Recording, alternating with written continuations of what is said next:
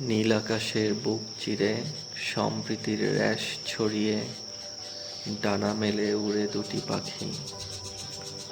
প্রকৃতির প্রতিটি কোণে পাখিদের যেন মধুর অমৃত স্রোত বয়ে চলে। পালকে লুকিয়ে তাদের সব আশা, তারা একসাথেই উড়ে চলে।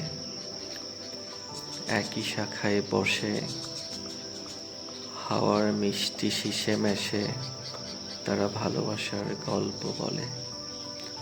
তারা উড়ে যায় দিগন্ত পানে, না জেনে স্বার্থের সকল সুখ। ডানা ছুঁয়ে নরম আশায় একই শাখায় বসে তারা।